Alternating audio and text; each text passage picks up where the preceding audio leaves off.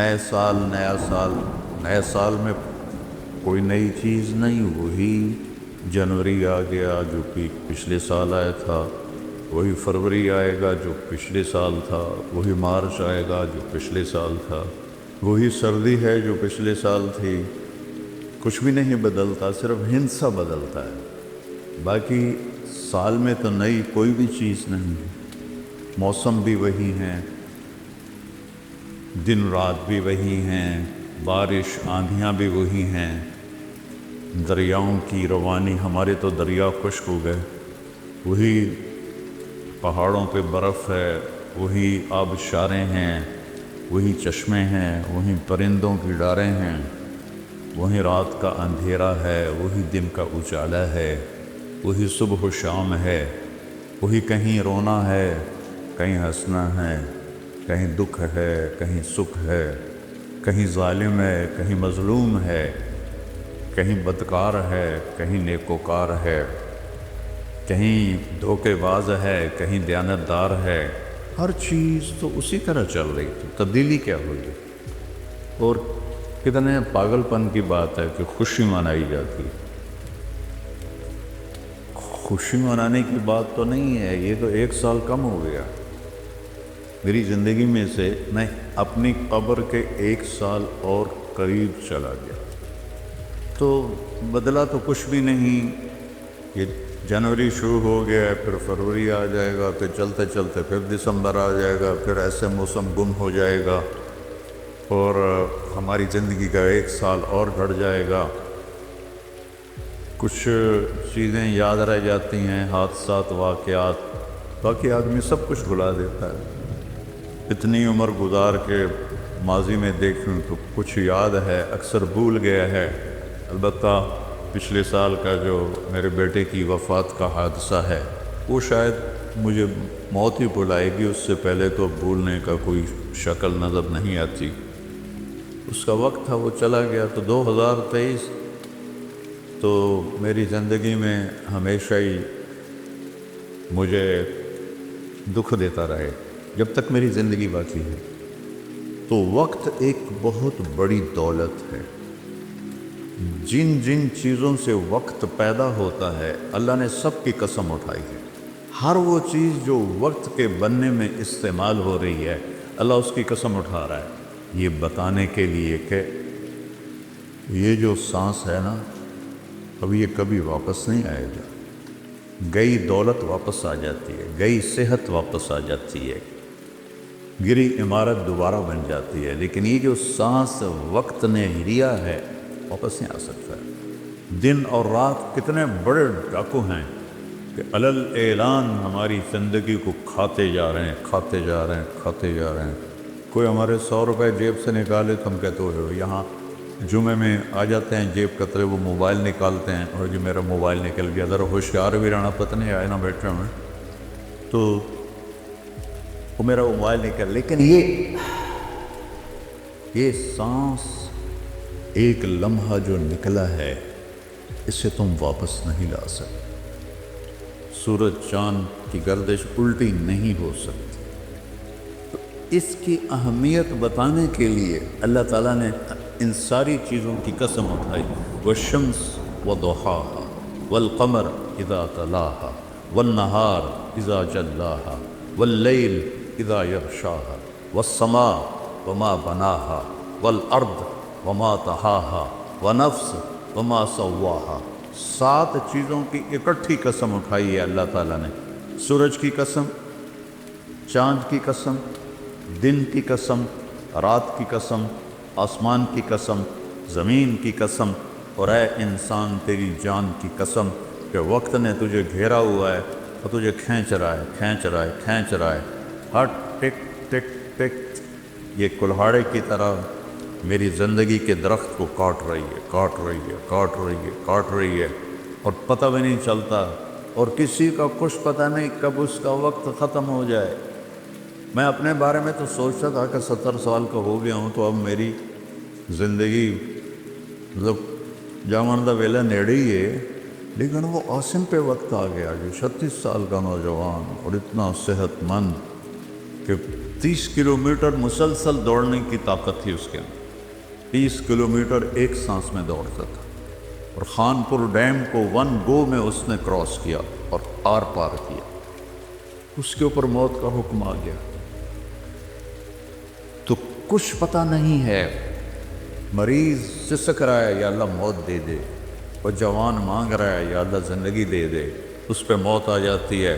اور وہ ہمارا ایک نوکر تھا چاچا فتح محمد نام تھا، فتح کہتے تھے، آخر عمر میں بیمار ہو گیا تھا تو میں اس کا حال پوچھنے گیا تو مجھے کہا میاں موت نہیں آ رہی، ہمارا ٹائٹل ہے وہاں خاندان میاں، میاں موت نہیں آ رہی، کسی کو مانگے نہیں ملتی، کسی کے بچتے بچتے، لوگ کہتے ہیں نا میں تو مرتے مرتے بچا، ارے بھائی بچتے بچتے مر جائیں گے، میں تو مرتے مر جاؤں، میں تو مرتے مرتے بچ جاؤں، ایک دن اس کا الٹ ہو جائے گا، بچتے بچتے مر جائے۔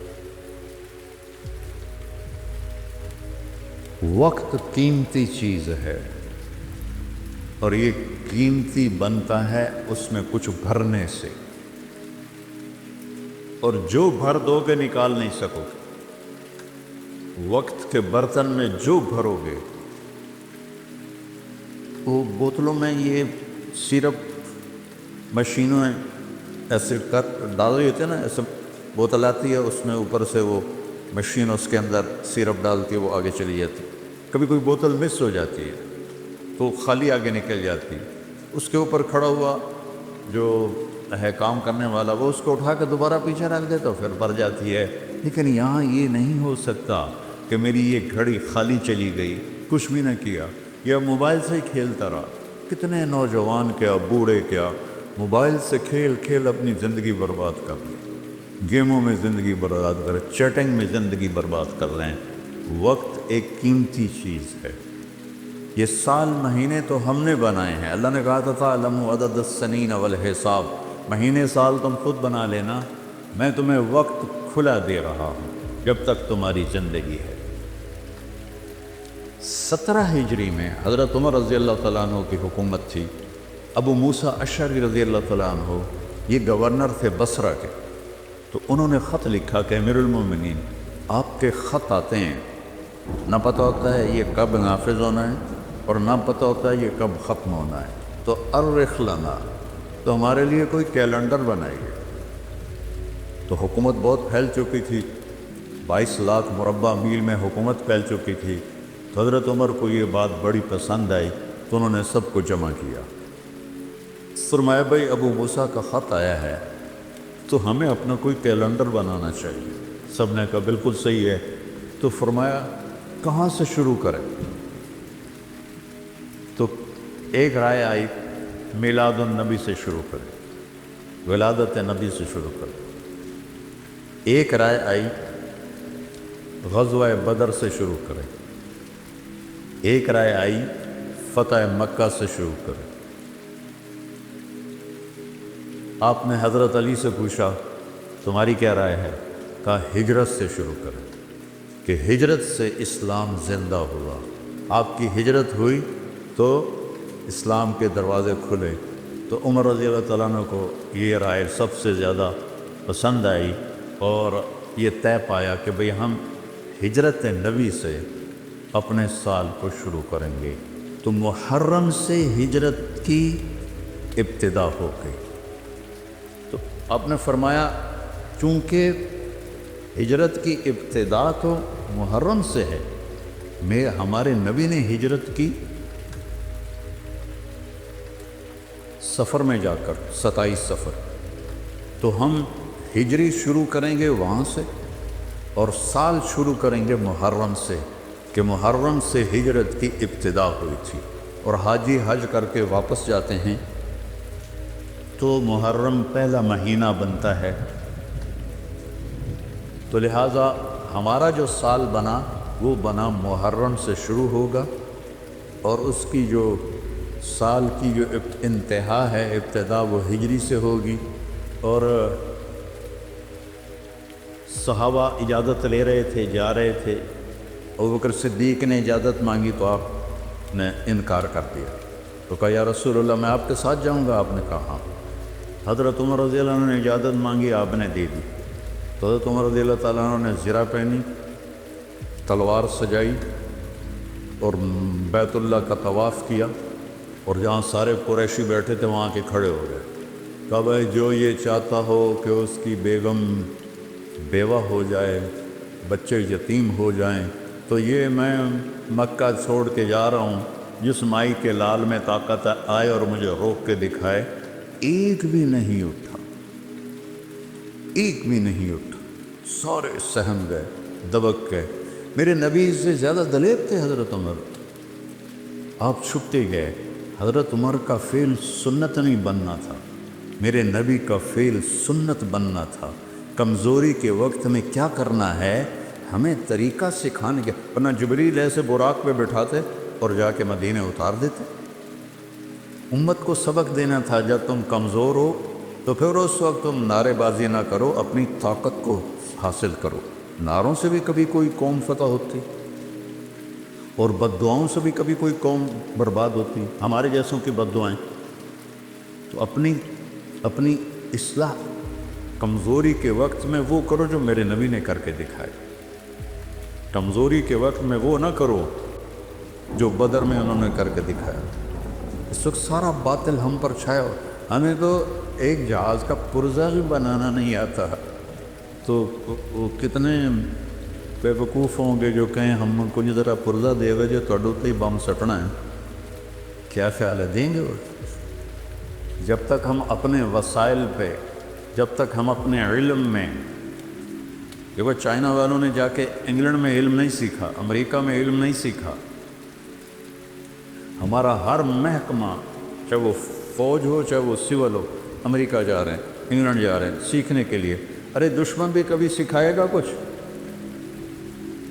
ہم خود تراشتے ہیں منازل کے سنگ میل، ہم وہ نہیں ہیں جن کو زمانہ بنا گیا۔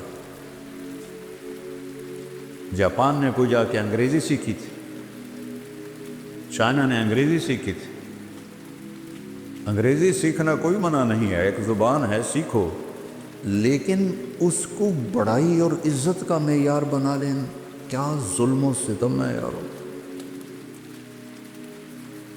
اپنے علم میں خود مختار بنو گے، اپنی طاقت حاصل کرو گے، اللہ سے تعلق بڑھاؤ گے، پھر نعرے لگاؤ۔ ایسے زندہ باد مرد آباد کیا فضولیات، مسجدوں میں اتنا شور مچ جاتا ہے، زندہ باد مرد آباد۔ حضرت عمر رضی اللہ تعالیٰ نے دیکھا دو آدمی مسجد نبوی میں اونچی اونچی بات کر رہے تھے، تو آپ نے ایک کنکر اٹھایا اور ان کو ایسے پھینکا، جب ان کے سامنے گرا تو انہوں نے مڑ کے دیکھا، تو حضرت عمر نے ایسے اشارے سے بلایا مسجد نبوی میں، تو وہ آ گئے۔ کہاں سے آئے ہو؟ کہ یہ طائف سے۔ کہ اگر تم مدینہ کے ہوتے تو مار مار کے تمہارے چہرے میں خونی کر دیتا، تم نبی کی مسجد میں اونچی آواز سے بول رہے۔ یہ ساری مسجدیں مسجد نبوی سے جڑی ہوئی ہیں، بیت اللہ سے جڑی ہوئی، ان میں نعرے کبھی زندہ آباد کبھی مرد آباد۔ یہ کیا امت نے طریقہ اپنا دیا ہے۔ سلطان عبد المجید نے جب مسجد نبوی بنائی، جو سیکنڈ لاسٹ تھا ترکی بادشاہ، تو اس نے ساری دنیا سے کاریگر بلائے، ان کو استنبول میں ایک بستی میں ٹھہرایا اور کہا اپنے ہر ہنر والا اپنے بچے کو حافظ بنائے اور اپنا ہنر سکھائے۔ تو سب نے ایک ایک بچہ حافظ بنایا، اپنا تعمیراتی ہنر سکھایا، تو 3000 حفاظ اور کاریگر تیار ہوئے۔ ان کو سلطان عبد المجید نے مدینہ بھیجا اور انہوں نے مسجد نبوی کی تعمیر شروع کی۔ سارا ہر پتھر پہ قرآن پڑا ہوا ہے، جو پرانی مسجد، اور جب کوئی پتھر رکھتے تھے اور وہ تھوڑا بڑا ہوتا تھا، اس کے مطابق نہیں ہوتا تھا، تو وہ نشان لگاتے، اور وہاں بھی تراش سکتے تھے تیشے کے ساتھ، نشان لگاتے۔ جس بستی میں وہ ٹھہرے ہوئے تھے وہاں وہ پتھر واپس جاتا، وہاں اس کی کاٹ تراش کر کے پھر واپس بھیجا جاتا، پھر اسے لگایا جاتا، پھر وہ تھوڑا سا زیادہ ہوتا، پھر وہیں جاتا تھا، اور وہاں جا کے تاکہ ٹھک ٹھک کی آواز میرے نبی کو تکلیف نہ دے۔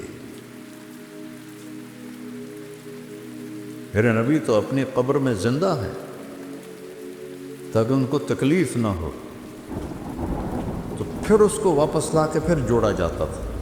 ایسے ہی بیت اللہ بنا، وہ جو پرانا اب انہوں نے گرا کے نیب کر دیا، تو ہر پتھر پہ قرآن پڑھا گیا ہے، ہر پتھر پہ، اور مسجد کا ادب ایسا تھا۔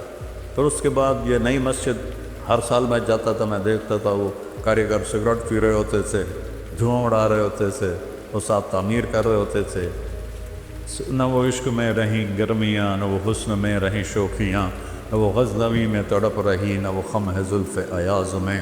وہ زمانہ ہی بدل گیا، وہ مسلمان آئے الشاک گئے وعدہ فردہ لے کر، اب انہیں ڈھونڈ چراغ رخ زیبا لے کر۔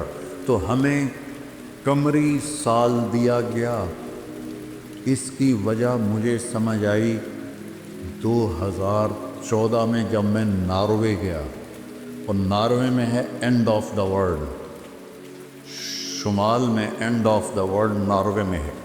میں وہاں گیا، اس علاقے میں 2 مہینے سورج نکلتا نہیں اور 2 مہینے ڈوبتا نہیں، تو کیلنڈر جو شمسی ہے وہ فیل ہو جاتا ہے۔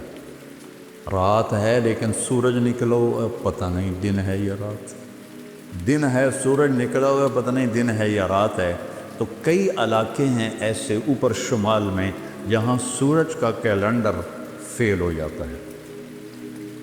تو 3 گھنٹے کا اوسلو سے جہاز تھا، آگے 5 گھنٹے کا موٹر کا سفر تھا، 8 کلومیٹر کی سرنگیں تھیں، اور پھر آخری بستی مچھروں کی تھی، وہاں سے پھر پونا گھنٹہ آگے موٹر کا سفر تھا۔ تو جب ہم وہاں پہنچے تو وہ جون جولائی سورج ڈوبتا نہیں، 1 اگست کو ڈوبنا شروع کرتا ہے، اور ہم 4 اگست کو پہنچے، اور شروع میں بس 1 تاریخ کو ایسے ڈوبتا ہے ایسے نکل آتا ہے، پھر 2 کو تھوڑا سا وقفہ کرتا ہے، 3 کو تھوڑا سا وقفہ کرتا ہے، 4 اگست کو 20 منٹ کی رات، کیونکہ میں 4 اگست کو کیوں مجھے یاد ہے، 4 اگست کو 20 منٹ کی رات، اور ہم وہاں پہنچے تو ابھی ہم نے مغرب بھی پڑھنی تھی، عشاء بھی پڑھنی تھی، اور سورج نکلنے سے پہلے فجر بھی پڑھنی تھی۔ تو یہ ایک انوکھا واقعہ میرے ساتھ آیا ہے جو شاید ہی کسی اور کے ساتھ پیش آیا ہو، یا میرے ساتھ جو ساتھی تھے، وہاں میں بھاگا اور ریلنگ تھی اس کے ساتھ کھڑے ہو کر میں نے اذان دی۔ مجھے اللہ کی مخلوق کو 2 دفعہ دیکھ کے ہیبت طاری ہوئی۔ ایک ماؤنٹ ایورسٹ کو دیکھا کہ وہ پوری طرح ننگا تھا، چوٹی خالی تھی، دیکھ کر میں بالکل گم ہو گیا، جس کے تیر اتنے بڑے ہوں وہ اللہ کتنا بڑا ہوگا۔ اور ایک وہ جب میں اینڈ آف دی ورلڈ پر پہنچا تو اس کا وہ منظر دیکھ کے میں گم ہو گیا۔ میں نے اذان دی، ٹھنڈی ہوا چل رہی تھی، تو میں نے قبلہ دیکھنا چاہا تو چاند سامنے چمک رہا تھا، سورج فیل ہو گیا تھا، چاند چمک رہا تھا۔ تو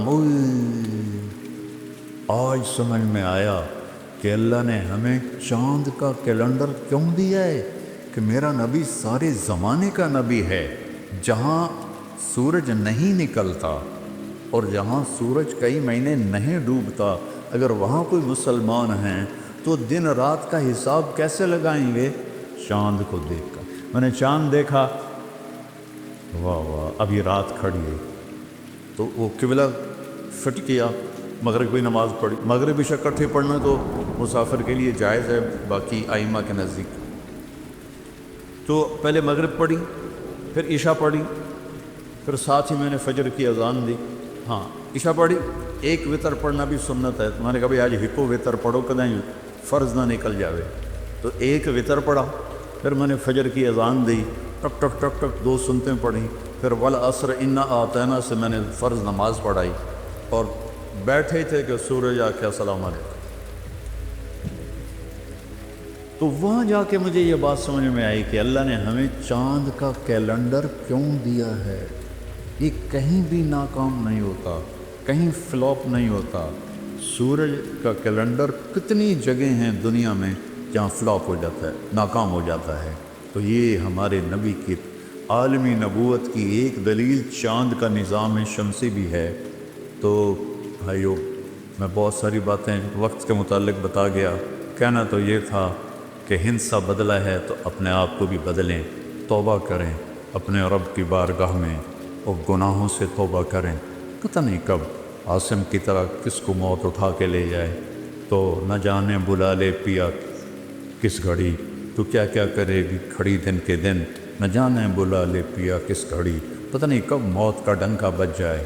تو بھائیو اس سے پہلے توبہ کرو، اپنے رب کی بارگاہ میں جھکو، فرائض ادا کرو، 5 نمازیں پوری پڑھو، جھوٹ نہ بولو، سچ بولو، دھوکہ نہ دو، دیانتداری سے چلو، بدکاری نہ کرو، نکاح کرو، یہ نشے نہ کرو، حلال پیو، حلال کھاؤ، حرام نہ کماؤ، حلال کماؤ، ماں باپ زندہ ہیں تو ان کے آگے اف بھی نہ کرو، بیوی بچوں سے حسن سلوک رکھو، روب جمانا نہیں۔ ماں باپ سے کہتا ہوں اولاد کی عزت کرو، اولاد کو عزت دو، انہیں ڈانٹ ڈپٹ سے نہ چلاؤ، پیار سے چلاؤ۔ اولاد سے کہتا ہوں ماں باپ کے آگے اف بھی نہ کرو کہ وہ تمہاری جنت ہیں، وہ تمہاری جنت کے دروازے ہیں، اور اپنی کمائیوں میں حلال رکھو۔ ایک دوسرے سے لڑے ہوئے ہو تو صلح کر لو، کہ اللہ پاک کو آپس کا لڑنا بالکل پسند نہیں ہے۔ اور اب یہ سیاست کا بازار گرم ہو رہا ہے، یہ نہیں، یہ منافقت ہے، منافقت کے سوا کچھ نہیں ہے، اس سے دور ہی رہو تو اچھا ہے۔ اور اگر کہیں کوئی سیاست کا کسی کو شوق ہے تو پھر اپنے مخالف کی بدخوئی نہ کرے، اس کی برائی نہ کرے، اس کو گالیاں نہ دے، اس کو برا بھلا نہ کہے، ورنہ اپنی آخرت خراب کرو گے۔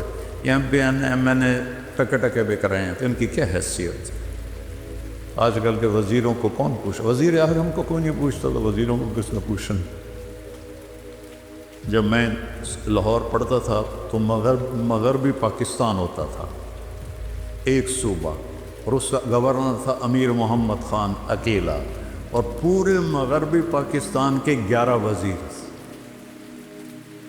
ان کا روب بھی تھا، ان کے پاس پاور بھی تھی، ان کا پروٹوکول بھی تھا، وہ دیانتدار بھی تھے۔ کیا کریں، اپنے اوپر ہی روئیں، آنسو بہائیں۔ تو بھائی توبہ کرتے ہو سارے؟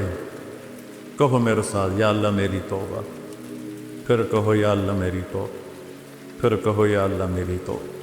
انشاءاللہ ہماری توبہ قبول ہوگی، اور اگر کبھی ٹوٹ جائے پھر توبہ کر لینا، اللہ پھر معاف کر دے گا انشاءاللہ۔ اللہ تبارک و تعالیٰ نے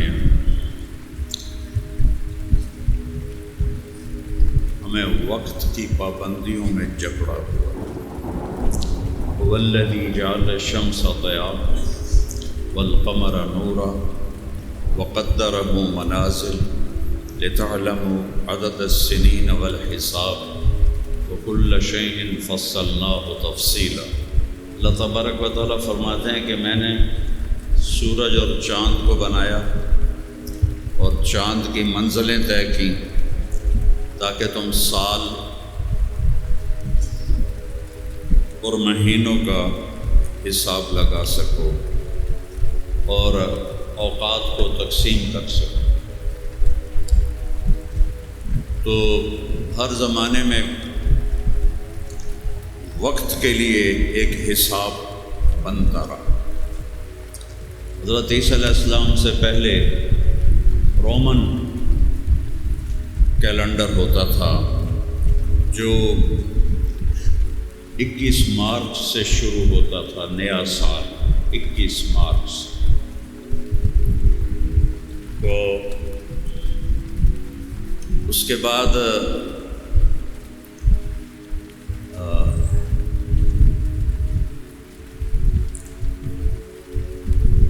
جولیس سیزر بہت بڑا رومن بادشاہ گزرا ہے، اس نے اس کو تبدیل کر کے جنوری سے سال شروع کی۔ تو 10 مہینے کا ہوتا تھا وہ کیلنڈر، اس میں جنوری فروری نہیں ہوتے تھے۔ تو جولیس سیزر نے جنوری اور فروری، جنوری جولیس کے نام سے اس نے اس کا 2 مہینوں کا اضافہ کیا، جنوری اور فروری۔ پھر حضرت عیسیٰ علیہ السلام کی پیدائش کے کچھ سال بعد جب عیسائی مذہب بادشاہوں میں پھیل گیا تو انہوں نے وہ رومن جو ہند سہارا تھا وہ مٹا کر حضرت عیسیٰ علیہ السلام کی پیدائش سے اس کو شروع کیا۔ یہ سوائے ہمارے نبی کے کسی کی پیدائش کی تحقیق کوئی نہیں، اندازہ ہے۔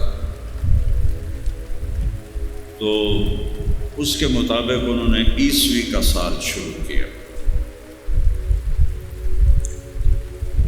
جب مسلمانوں کو اللہ نے عزت دی، حکومت بن گئی، عمر رضی اللہ عنہ کے دور میں خلافت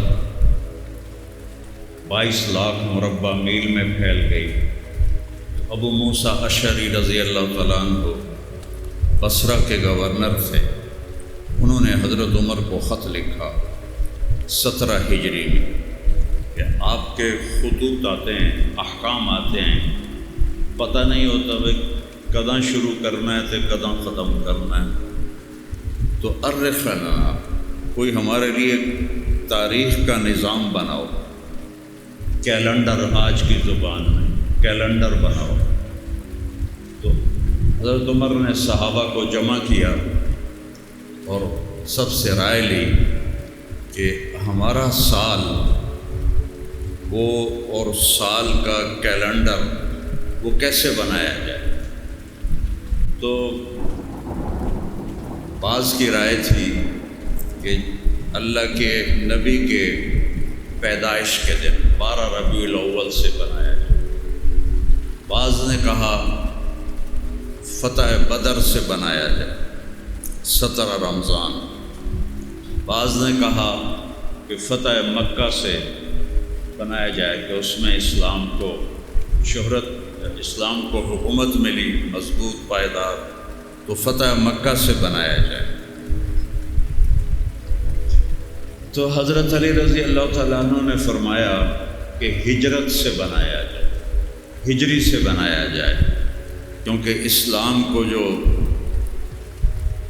حکومت ملی، عروج ملا، وہ میرے نبی کی ہجرت سے ملا۔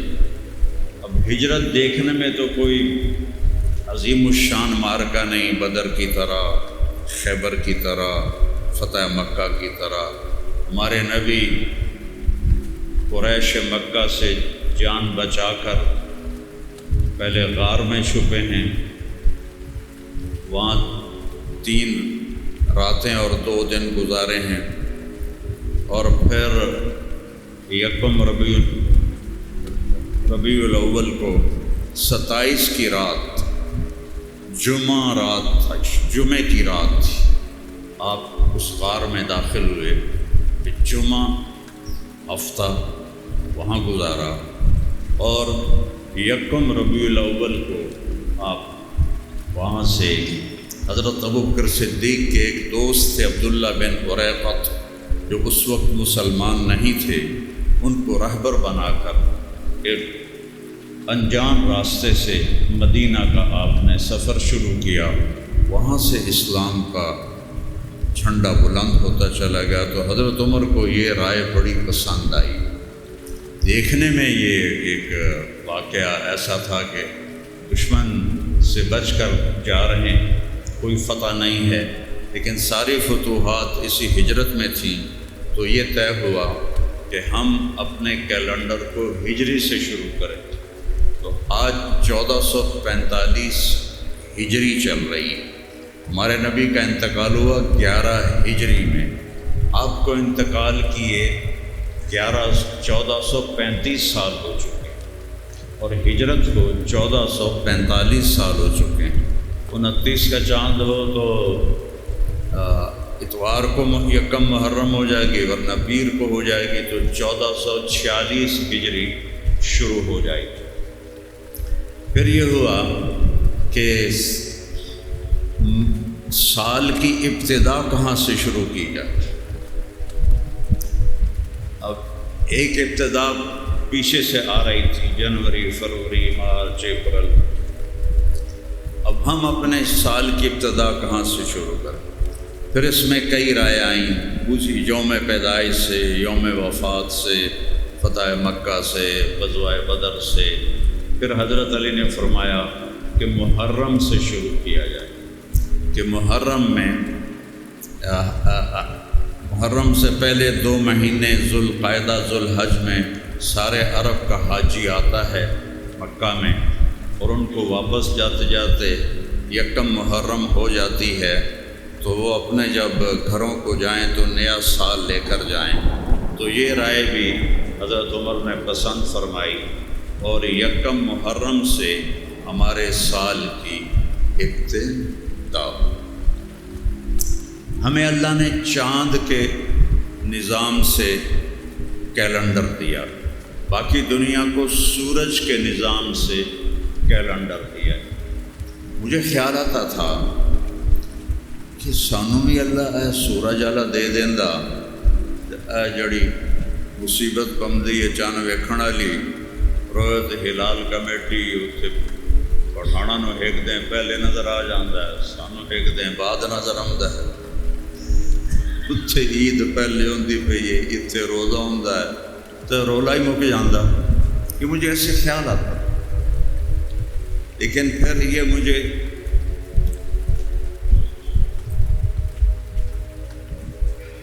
امام شافعی کا فرمان ہے، سافر تجد عوضا عمن تفارقه وانصب فإن لذیذ العیش فی النصب۔ سفر کرو، سفر میں بڑا علم چھپا ہوا ہے۔ اب یہ جو بات میرے دماغ میں تھی کہ سورج کا کیلنڈر ہوتا، چاند کا نہ ہوتا، یہ جا کے مجھے ناروے میں سمجھ میں آئی کہ اللہ نے ہمیں چاند کا کیلنڈر کیوں دیا ہے، سورج کا کیوں نہیں دیا۔ ہمارے نبی کو اللہ تعالیٰ نے وما ارسلناک الا کافۃ للناس بشیرا ونذیرا، میرے محبوب ہم نے آپ کو پوری دنیا کے انسانوں کے لیے نبی بنا کر بھیجا۔ قل یا ایھا الناس انی رسول اللہ الیکم جمیعا، میرے محبوب آپ فرما دیں کہ میں پوری دنیا کے انسانوں کا نبی ہوں۔ حضرت عیسیٰ علیہ السلام کے پاس ایک عورت مسئلہ پوچھنے آئی، تو آپ نے فرمایا تم بنی اسرائیل سے ہو، یعنی موسیٰ علیہ السلام کی قوم سے ہو؟ کہنے لگی نہیں۔ کہا پھر میں مسئلہ نہیں بتاؤں گا، میں صرف بنی اسرائیل کی قوم کے لیے نبی بنا کے بھیجا گیا۔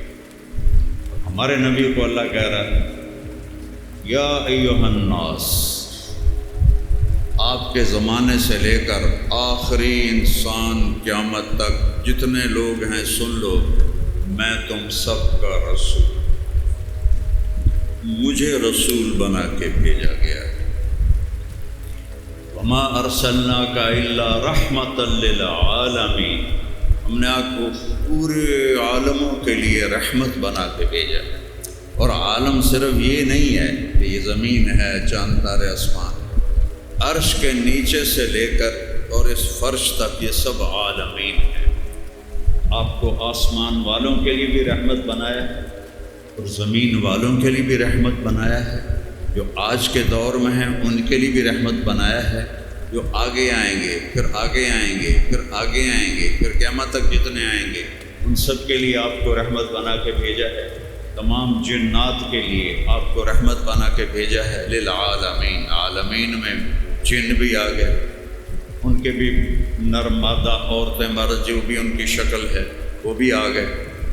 تو اللہ نے آپ کو سارے عالم کے لیے نبی بنا کر بھیجا۔ سورہ ابراہیم شروع رہی ہے الف لام را کتاب انزلناہ الیک لتخرج الناس من الظلمات الی النور۔ میرے محبوب ہم نے آپ کے اوپر کتاب کو اتارا ہے، آپ آدم کی ساری نسل کو کفر کے اندھیروں سے نکال کر ایمان کی روشنی میں لائیں گے۔ سارے 2 آیت کے بعد یا 3 آیت کے بعد ایک آیت آ رہی ہے وَلَقَدْ أَرْسَلْنَا مُوسَىٰ بِآيَاتِنَا، ہم نے موسیٰ علیہ السلام کو بھیجا اپنی نشانیاں دے کر۔ آگے کیا کہا؟ اِلَىٰ قَوْمِهِ، ان کی قوم کی طرف، ناس کی طرف نہیں، قوم کی طرف۔ ان اخرج قومک وَلَقَدْ أَرْسَلْنَا مُوسَىٰ بِآيَاتِنَا ان اخرج قومک من الظلمات الی النور، اے موسیٰ آپ اپنی قوم کو اندھیروں سے نکالو اور ایمان کی روشنیوں میں لے کر آؤ۔ ہمارے نبی کے لیے فرمایا گیا کہ کل عالمین کے انسانوں کو کفر سے نکال کر ایمان کے راستے پر لاؤ۔ اب آپ تو 23 سال کے بعد دنیا سے چلے گئے تو حکم تو باقی ہے، تو پھر یہ کام اللہ تعالیٰ نے اس امت کے سپرد کیا۔ یہ جو تبلیغ کا کام ہو رہا ہے، یہ ختم نبوت کا اصل کام یہ ہے کہ اب کوئی نبی نہیں آئے گا، ہم نے جا کر پوری دنیا کے انسانوں کو اللہ کا پیغام سنانا ہے۔ تو اب میرے نبی کا کیلنڈر بھی وہ ہونا چاہیے جو پوری دنیا میں کام کرے، کہیں کام کرے کہیں نہ کرے، تو پھر عالمی نبوت کی شان کے یہ خلاف بات بنتی ہے۔ تو میں گیا ناروے، وہاں شمال کا زمین کا آخری کنارہ ہے۔ میں نے ان سے کہا کہ میں نے وہ جگہ دیکھنی ہے۔ کہنے لگے سانو 33 سال ہو گئے ناروے وچ اسی کدی نہیں گئے، بڑا اوکھا سفر ہے، تجھ کی جا کرنا ہے؟ میں کہا اتنے اذان دیواں گا، نماز پڑھاں گا، تے اس زمین نو گواہ بناواں گا کہ یا اللہ میں ایتھے بھی تیرا پیغام پہنچایا۔ وہ جو مشکل سفر ہے بڑا، میں ساری زندگی مشکل سفر کیتے ہیں، تے ایک جڑی گل میں جاننا ہے۔ خیر ہم 3 گھنٹے جہاز کا سفر تھا۔ آلٹا ایک شہر ہے آخری ناروے،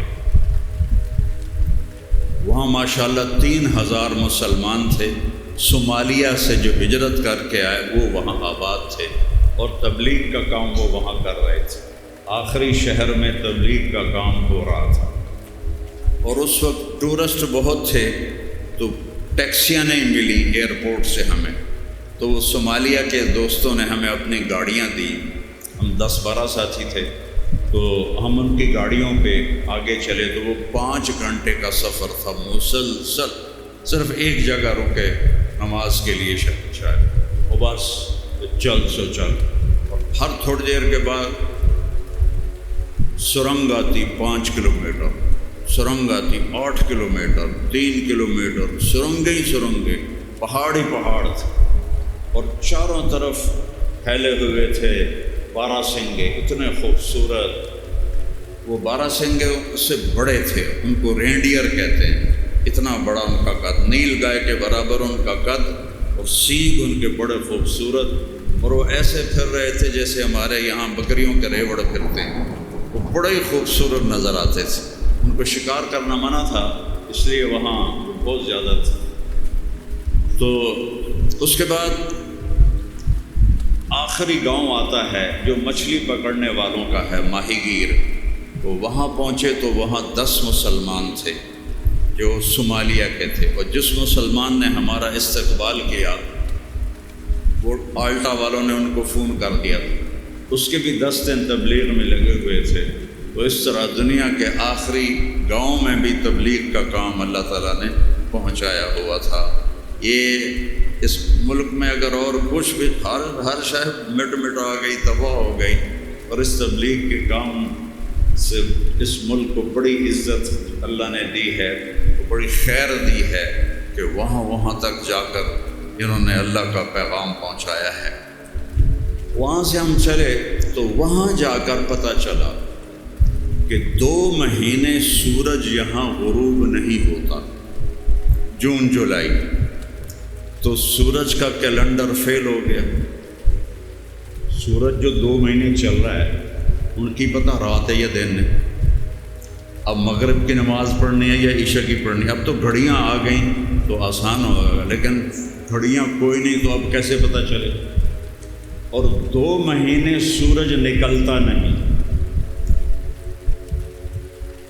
دسمبر اور جنوری یا نومبر اور دسمبر، 2 مہینے نکلتا نہیں، تو 4 مہینے کے لیے سورج کا کیلنڈر ناکام ہو گیا، فیل ہو گیا۔ تو چاند کا کیلنڈر مجھے سمجھ میں آیا جب ہم وہاں پہنچے۔ 1 اگست سے سورج نکلنا شروع کرتا ہے، 1 اگست سے، ڈوبنا شروع کرتا ہے، اور پہلے دن بس ایسے ڈوبتا ہے اور یوں نکل آتا ہے۔ اس دن کے لیے ہزاروں لوگ وہاں اکٹھے ہوتے ہیں کہ سورج ایسے سمندر میں سامنے یوں ڈبکی لگاتا ہے اور یوں ساتھ ہی باہر نکل آتا ہے۔ پھر اگلے دن 5 منٹ، اگلے دن 10 منٹ۔ ہم 4 اگست کو پہنچے تھے 2012، تو اس دن 20 منٹ کی رات تھی، 20 منٹ کی رات تھی۔ تو جب ابھی ہم نے عصر تو پڑھ لی تھی، مغرب بھی پڑھنی تھی، اور اسی 20 منٹ میں عشاء بھی پڑھنی تھی اور فجر بھی پڑھنی تھی، 3 نمازاں کٹھیاں پڑھنیاں۔ 2 نمازوں کا مسئلہ تو موجود ہے کہ سفر میں کٹھی پڑھ لو، لیکن 3 نمازوں کا مسئلہ تو کہیں موجود نہیں ہے۔ لیکن اللہ نے ہمیں توفیق دی کہ جب وہاں پہنچے تو شدید سردی، 0 ٹیمپریچر، اور اگست کا مہینہ، اور ہوا ایسے سینہ چیرتی ہوئی۔ میں گیا اور وہاں سمندر کے پہاڑ کے کنارے پر انہوں نے ایسے جنگلہ لگایا ہوا تھا تاکہ کوئی بیچ میں گر نہ پڑے۔ اس کا آسرا لے کر میں نے اذان دی مغرب کی، اور ٹائم ہمارے پاس ٹوٹل 20 منٹ تھا۔ تو آگ کے سامنے گرم ہال تھا، اس میں ہم نے مغرب کی نماز پڑھی، ساتھ ہی عشاء کی نماز پڑھی، اور پھر وتر پڑھے، اور پھر میں نے فجر کی اذان دی اور 2 سنتیں پڑھی، پھر 2 فرض میں نے پڑھائے، اور اس کے بعد میں نے 2 یا 3 منٹ تھوڑی بات کی تو سورج نکل آیا۔ تو اللہ نے ہمیں وہاں 3 نمازیں اکٹھی پڑھنے کی جائز توفیق دی، جائز۔ اچھا، اب وہاں مجھے پتہ چلا کہ چاند، اب وہ دیکھنا تھا، قبلہ دیکھنا تھا، تو سورج تو غائب تھا، تو قبلہ دیکھنے کے لیے میرے پاس گھڑی تھی جس میں چاند کی طرف اس کا ایرو کر دو تو وہ قبلہ بتاتی تھی، یا سورج کی طرف کر دو تو وہ قبلہ بتاتی تھی۔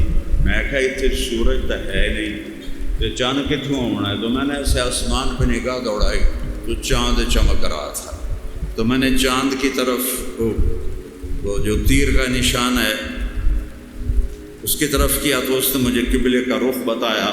وہاں مجھے پتہ چلا کہ میرے نبی کو چاند کا کیلنڈر کیوں ملا ہے کہ یہ کہیں فیل نہیں ہوتا۔ چاند ہر جگہ نکلتا بھی ہے، گھٹتا بھی ہے، بڑھتا بھی ہے، ڈوبتا بھی ہے، چمکتا بھی ہے۔ سورج 2 مہینے کچھ پتہ نہیں، رات ہی رات، رات ہی رات۔ 2 مہینے دن، کچھ پتہ نہیں، دن ہی دن، دن ہی دن۔ تو جنوری فروری کا کیلنڈر فیل ہو گیا، لیکن میرے نبی کو جو اللہ نے کیلنڈر دیا، محرم، صفر، ربیع الاول، ربیع الثانی، جمادی الاولی، جمادی الثانی، رجب، شعبان، رمضان، شوال، ذوالقعدہ، ذوالحج، جو اللہ نے ہمارے نبی کو کیلنڈر دیا، وہ پوری دنیا میں چلتا ہے، ساری دنیا کے آخری کنارے تک چلتا ہے۔ یہ میرے نبی کی رحمت للعالمین ہی ہے، اور پورے عالم کی نبوت کا ایک ثبوت یہ بھی ہے کہ آپ کا کیلنڈر پورے عالم کے لیے کامیاب ہے، اور سورج کا کیلنڈر وہاں رہنے والوں کے لیے 4 مہینے کے لیے فیل ہو جاتا ہے۔ پھر اس میں اللہ نے 10 محرم رکھا ہے، ایک دن۔ یہ کربلا کی وجہ سے مشہور ہو گیا، لیکن یہ پہلے سے اللہ کے ہاں مشہور ہے۔ آدم علیہ السلام کو جب اللہ تعالیٰ نے جنت سے نکالا اور سری لنکا میں اتارا، اماں حوا کو عرب میں اتارا، جدہ میں، اور پھر کتنے سال وہ اکیلے روتے روتے روتے روتے جب عرفات کے میدان میں، عرفات کہتے ہیں پہچاننے کو، تو وہ میاں بیوی وہاں ملے اور ایک دوسرے کو پہچانا۔ تو جس دن وہ ملے اور انہوں نے توبہ کی، ربنا ظلمنا انفسنا وَإِن لَّمْ تَغْفِرْ لَنَا وَتَرْحَمْنَا لَنَكُونَنَّ مِنَ الْخَاسِرِينَ، اور اللہ تعالیٰ نے ان کی توبہ کو قبول کیا۔ وہ 10 محرم تھا۔ اس کے بعد نوح علیہ السلام کی کشتی، طوفان آیا اور اللہ تعالیٰ نے کہا کہ فَاسْلُكْ مِنْهَا زَوْجَيْنِ اثْنَيْنِ، دو ایک جوڑا ساری مخلوق کا رکھ لے جو یہاں موجود ہے۔ تو ایک تصویر جمل میں نے پڑھا تھا کہ سب سے پہلے نوح علیہ السلام نے چونٹی کو اٹھا کے رکھا، چونٹی کو، اور سب سے آخر میں کھوتے کی باری آئی تو نوح علیہ السلام نے کہا ادخل، آجا۔ تو اس نے 2 ٹانکیں اندر اور 2 باہر، وہ کھلوتویا۔ نوح علیہ السلام نے دوبارہ کہا ادخل، اندر کیوں نہیں، آجا، پھر کھلوتویا۔ تیسری دفعہ فرمایا ادخل ولو معک الشیطان، اور چاہے تیرے نال شیطان بھی ہے نا، اندر آ جا۔ تو بھج کے اندر آ گیا۔ تو نوح علیہ السلام نے پوچھو ایک ہی، کہا جی شیطان میری ٹنگا ناپ تے کھلوتویا ہی پیچھوں، جب تسی آخیا شیطان بھی آ جاوے تھا تو آ جا، تو وہ بھی اندر آ گیا، کیونکہ اس دن شیطان کو بھی نجات نہیں ملنی تھی سوائے کشتی کے۔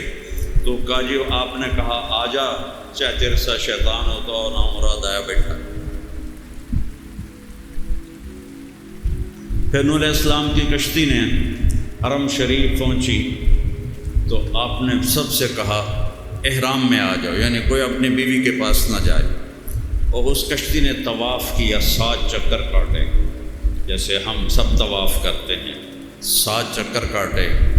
اور نوح علیہ السلام کے روکنے کے باوجود ان کا جو بیٹا تھا حام، وہ اپنی بیوی سے مل گیا۔ تو وہ تو جگہ مختصر تھی تو نوح علیہ السلام کو پتہ چل گیا، تو ان کو بڑا غصہ آیا۔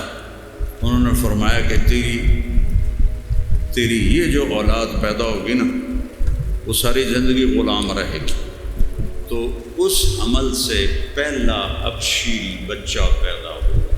اس سے پہلے کوئی کالا نہیں تھا، کوئی حبشی نہیں تھا، کوئی وہ مڑے ہوئے وال تھے، پھڈے ناک تھے، عجیب جے چہرے، میں سارا افریقہ پھرا ہوں تقریباً۔ تو وہ پہلا بچہ پیدا ہوا، اس سے ساری افریقہ کی نسل چلی۔ ہم یہ سارے حام کی اولاد ہیں، ہم سام کی اولاد ہیں، اور یہ جو جتنے گورے ہیں یہ یافس کی اولاد ہے۔ تو نوح علیہ السلام کی کشتی جب طوفان ختم ہوا، وغیض الماء وقضی الامر واستوت علی الجودی، اور وہ جودی پہاڑ کے ساتھ لگ کے کھڑی ہو گئی، اور ان لوگوں نے نجات پائی، تو وہ 10 محرم تھا۔ پھر ابراہیم علیہ السلام کو جب آگ میں جلایا گیا اور اللہ نے بچا کے دکھایا، جب آگ بجھی اور وہ اس سے نکلے تو وہ 10 محرم تھا۔ پھر موسیٰ علیہ السلام نے جو سمندر پار کیا اور فرعون اس میں ڈوبا اور بنو اسرائیل کامیاب ہو کے پار نکل گئے، وہ 10 محرم تھا۔ جب آپ مدینے تشریف لائے تو آپ نے دیکھا کہ یہودی 10 محرم کا روزہ رکھتے ہیں۔ آپ نے فرمایا تم یہ روزہ کیوں رکھتے ہو؟ کہنے لگے اس دن اللہ نے ہماری قوم کو فرعون سے نجات دی تھی۔ تو آپ نے فرمایا ہمارا حق موسیٰ پہ تم سے زیادہ ہے۔ آپ نے صحابہ سے فرمایا تم بھی روزہ رکھو، لیکن یہود کی مخالفت کرو، تم 2 روزے رکھو، 9 یا 10 یا 10 یا 11۔ لیکن اب ایک روزہ ہی کافی ہے، کیونکہ مشابت نہیں ہے۔ اس وقت مشابت تھی کہ 3 طرف سے یہودیوں کی آبادیاں تھیں مدینے میں، بنو قریظہ، بنو قینقاع، بنو نضیر۔ تو وہاں تو آپس میں میل جول تھا، تو ان کے لیے آپ نے کہا کہ تسی 2 روزے رکھو۔ اب یہودی تو ہے نہیں، تو اب ایک روزہ ہی اصل ہے، اور یہ روزے کی اتنی فضیلت ہے، جو 10 محرم کو روزہ رکھتا ہے اس کے 1 سال کے پچھلے سال کے گناہ معاف ہو جاتے ہیں، اور اگلے سال جو گناہ کرے گا وہ بھی معاف ہو جائے، وہ پہلے ہی معاف ہو جاتے ہیں۔ اللہ نے اس کی ایسی فضیلت رکھی۔ پھر امام حسین کی شہادت نے اس کو 4 چاند لگا دیے۔ اللہ نے اپنے نبی کی اولاد سے بہت بڑی قربانی لی۔ اس سے میرے نبی کا فرمان ہے جب تم پہ صدمے آئیں تو میرے صدمے یاد کرنا، تو تمہیں اپنے صدمے چھوٹے لگے۔ تو یہ نیا سال شروع ہو رہا ہے، نیا سال یہ ہمارا۔ دیکھو وہ जनवरी का साल नया आता है तो लोग शराबें पीते हैं, ज़िना करते हैं, नाच गाना, क्या गैर मुस्लिम क्या मुसलमान नस्ल सब इस काम में लगे होते हैं।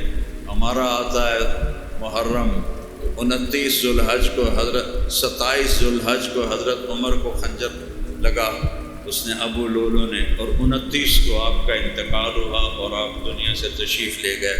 तो मुहर्रम से एक दिन पहले हज़रत उमर जैसी शहादत हुई है, जो दुनिया में एक काफिर ने कहा था, बर्टन रसल ने, कि अगर एक उमर और होता तो पूरी दुनिया में इस्लाम फैल जाता, जिनके लिए काफिरों ने गवाही दी। और आगे फिर मुहर्रम में हुसैनी काफ़िले की शहादत है। क़यामत तक उम्मत रोती रहेगी और याद करती रहेगी। लेकिन भाइयों, अब हमारे यहाँ ना ये रस्म और रवाज बन गया है। 12 रबीउल अव्वल आता है तो देगें चढ़ती हैं और जुलूस निकलते हैं और नातखानियाँ होती हैं, लेकिन कोई बेनमाजी नमाज शुरू नहीं करता, कोई झूठ बोलने वाला झूठ से तौबा नहीं करता, ज़िंदगी नहीं बदलते, बस एक रस्मी चीज़ें हैं वो कर देते हैं। मुहर्रम आता है, मातम होता है, मजलिसें होती हैं, और वो मुझे एक दफ़ा एक शिया भाई का फ़ोन आया कि अल्लामा साहब, हम लोग तो हज़रत साहब कहते हैं, वो अल्लामा साहब कहते हैं, अल्लामा साहब आप हमारे 10 मजलिस पढ़ दें, हम आपको खुश कर दें। समझ आ गई? खुश करने की, हम आपको खुश कर दें। मैं कहा मैं तो पहले ही खुश हाँ, थोड़े पैसों की तो मैंने लोड़ ही कोई नहीं है, अल्लाह ने मैंने पहले ही ढेर सारा दिता। तो मैंने कहा देखो भाई, मेरे लिए सारा साल ही मुहर्रम होता है, मैं सारा साल अहले बैत के फ़ज़ाइल बयान करता हूँ, अहले बैत के मनाक़िब पढ़ता हूँ उनका मिरासी बनकर। मुझे इसकी ज़रूरत नहीं है, इसका सिला मैं उनसे लूँगा। हमारे मरासी आते हैं ना तो हमारी तारीफ़ करते हैं, तो हमसे आज तक लेकर जाते हैं। जब कभी मैं कह दूँ ना नहीं जाओ जाओ, फिर आगे मुझे ताना देता है, मुड़सी हराजा खोल जाइए, हमारे करीब दूसरे ज़िम्मेदार हराज हैं, मुड़सी हराजा खोल जाइए, सनपाला खोल जाइए, कुरैशियाँ खोल जाइए, ऐसी थोड़े मिरासी हैं, थोड़े को लेना है। मैं कहा भाई मैं अहले बैत का मरासी हूँ, मैंने उनसे लेना है, आप लोग मुझे क्या दो। एक दफ़ा अमवी शहज़ादा हिशाम बिन अब्दुल मलिक तवाफ़ कर रहा था हज पे, तो उसने हजर अस्वद का बोसा लेना चाहा, लोगों ने धक्के दे के पीछे हटा दिया, नहीं ले सके।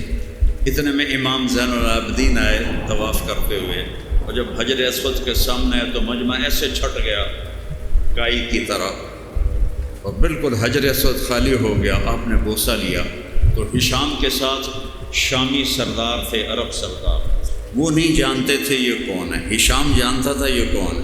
वो कहने लगे हिशाम से ये कौन है, तो अनजान बन के आँख लगा, पता नहीं कौन है। उसका कहा जो मैं 10 देता था साड़ी बेचती है। तो फरजदक एक शायर था, वो वहाँ बैठा हुआ था, कहने लगा जी मैं दसा कौन है। तो शामी सरदार से कहने लगे तो बताओ, कहाज़ल्लज़ी तारफ़ुल बतहा वल जबल, ये वो है जिसको मक्का का पहाड़ भी जानता है, पत्थर भी जानता है। मा क़ाल ला इल्ला फ़ी तशहुदिही लौला तशहुद लकान लाहु नअम। 35 अशार फिल बदी उसने आपकी शान में कहे। तो हिशाम को गुस्सा चढ़ गया, तो उसने उनको ना उस्फान में कैद कर दिया। जब इमाम ज़ैनुल आबिदीन को पता चला तो उन्होंने 10,000 दिरहम उसको ना इनाम भेजा।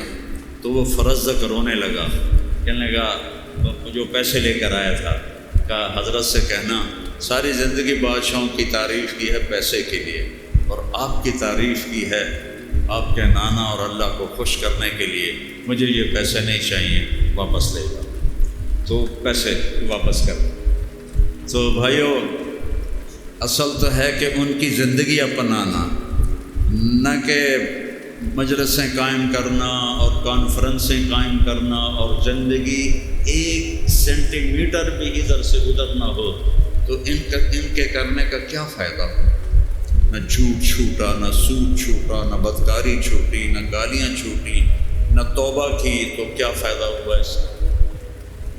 اس لیے بھائیوں، نیا سال شروع ہو رہا ہے، ہم اس نئے سال سے اپنی زندگی کو ابتدا کریں توبہ کے ساتھ، کہ یہ رمضان یا رمضان کا تو محرم کے جمعے سے پہلے ایک دن یا 2 دن پہلے کا جمعہ ہے، اگلا جمعہ محرم میں آئے گا۔ باہر بھی ہے بہت مجمع ماشاءاللہ، دھوپ میں ہیں، گرمی میں ہیں، اللہ ان کو جزائے خیر دے۔ تو میں آپ سب سے کہتا ہوں کہ ہم اجتماعی توبہ کریں، تو آپ تیار ہیں؟ تو میرے ساتھ کہو یا اللہ میری توبہ، پھر کہو یا اللہ میری توبہ، پھر کہو یا اللہ میری توبہ۔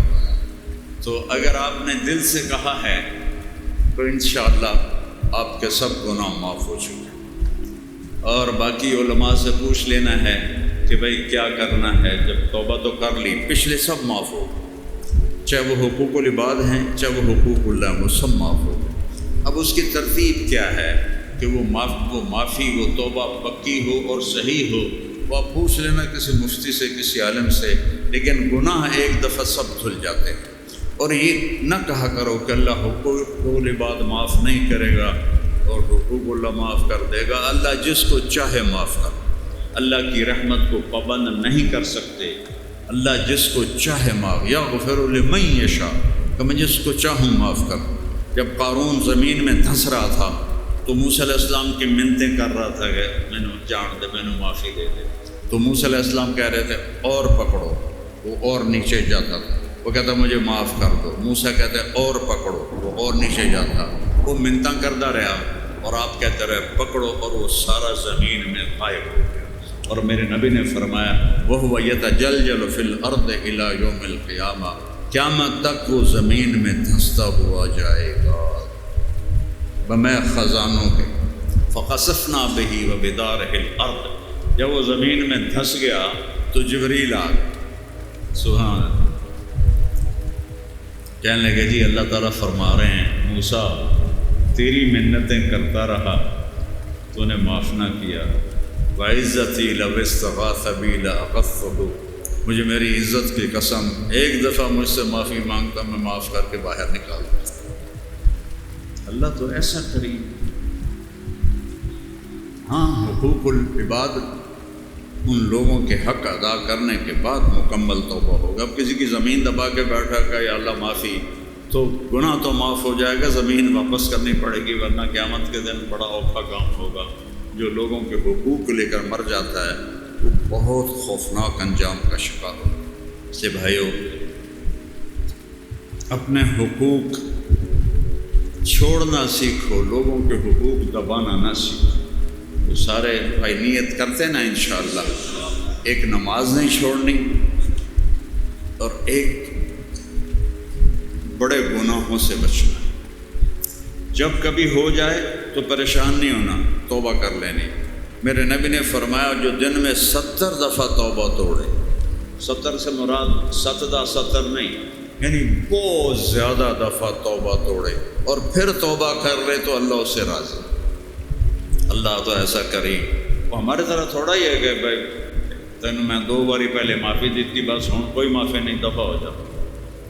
وہ تو ہم انسان ہیں، لیکن اللہ تو اصل سے پاک ذات ہے، ساری زمین گناہوں سے بھر دو، پھر کہو یا اللہ توبہ کرتا جاؤ معاف کرو، جاؤ معاف کرو۔ تو سارے بھائی اس کی نیت کرو، سنتیں پڑھ لو، اور ایک دوسرا ضروری بات سن لو کہ اس رش میں جیب کاٹنے والے بھی آئے ہوتے ہیں، تو اپنی جیب کی بھی حفاظت کرنا۔ یہ جمعرات کے بیان میں جہاں اتنا مجمع اللہ کی بات سننے آتا ہے وہاں لوگوں کی جیبیں کٹ جاتی ہیں، تو اپنی جیب کا خود خیال کرنا۔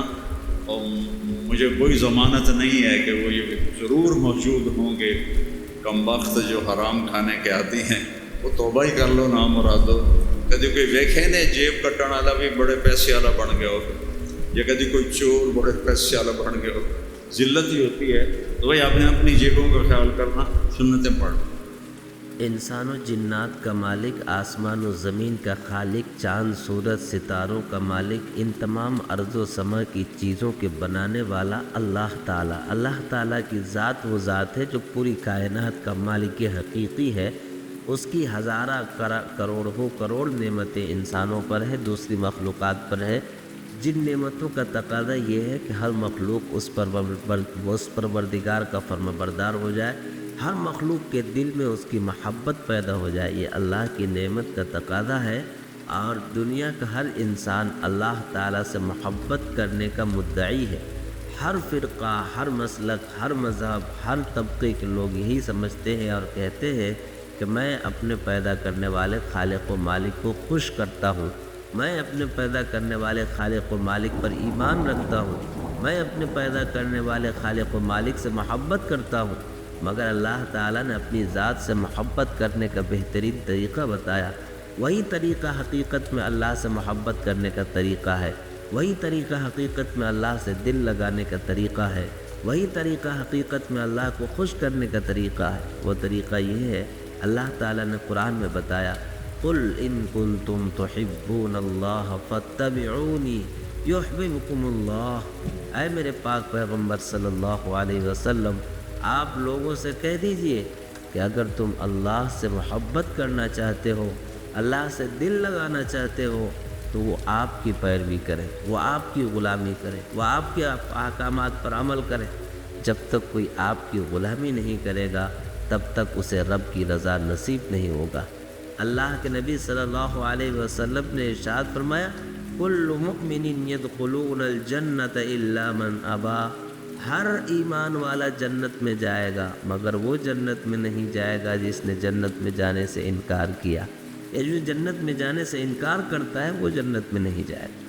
صحابہ رضی اللہ تعالیٰ عنہم اجمعین نے بڑی حیرت سے پوچھا کہ یا رسول اللہ صلی اللہ علیہ وسلم، بھلا جنت میں جانے سے کون انکار کر سکتا ہے؟ تو آقا کریم صلی اللہ علیہ وسلم نے ارشاد فرمایا کہ جس نے میری اطاعت کی، جس نے میری اتباع کی، جس نے میری پیروی کی، وہ تو جنت میں جائے گا، اور جس نے میری اطاعت سے منہ موڑا، گویا اس نے جنت میں جانے سے انکار کر دیا۔ اسی لیے اللہ تک رسائی حضور کی غلامی میں ہے، جنت تک رسائی حضور کی غلامی میں، آخرت کی کامیابی حضور کی غلامی میں ہے، دین اور دنیا کی سربلندی حضور پاک صلی اللہ علیہ وسلم کے سنتوں پر، ان کے طریقوں پر عمل کرنے پر ہے۔ اور کیوں نہ ہو، اللہ تعالیٰ نے اس ذات ہستی کو تمام عالم کے لیے رحمت بنا کر بھیجا، انسانوں کے لیے، جناتوں کے لیے، حیوانات کے لیے، جمادات کے لیے، نباتات کے لیے، الغرض کائنات کے ذرے ذرے کے لیے اللہ نے آپ کو نبی بنا کر بھیجا، اور یہ فرمایا ما آتاکم الرسول فخذوہ وما نہاکم عنہ فانتہوا۔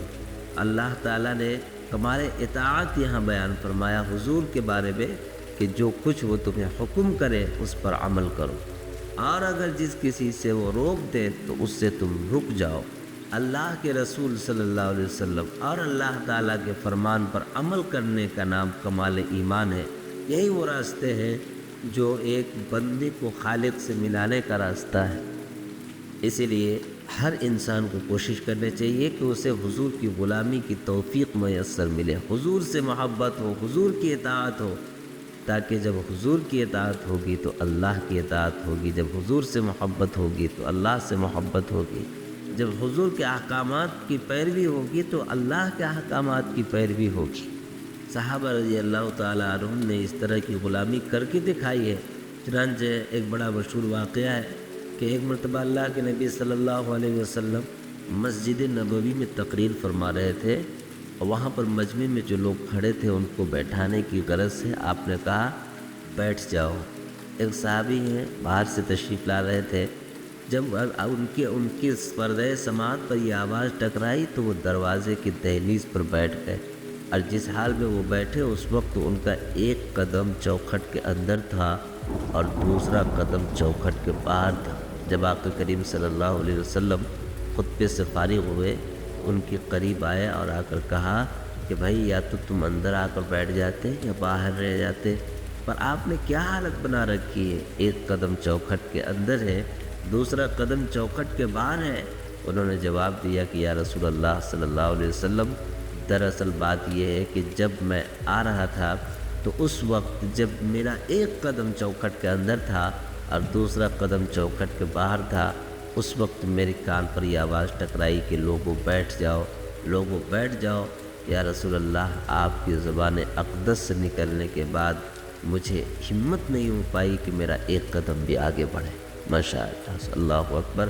یہ ہے صحابہ کی غلامی، اور اسی طرح کی غلامی کرنے سے رب کی رضا نصیب ہوگی۔ اللہ تعالیٰ سے استدعا ہے کہ اللہ تعالیٰ ہم تمام لوگوں کو حضور کی سنتوں پر عمل کرنے کی توفیق عطا فرمائے، اور تادم حیات اللہ تعالیٰ اپنے فرما برداروں میں ہمیں شامل پائے۔ سبسکرائب کریں ہمارے چینل لائٹ ٹو ہیومینٹی کو، کلک کریں بیل آئیکن پہ، جس سے ہر ایک نوٹیفیکیشن آپ کو ملتی رہے۔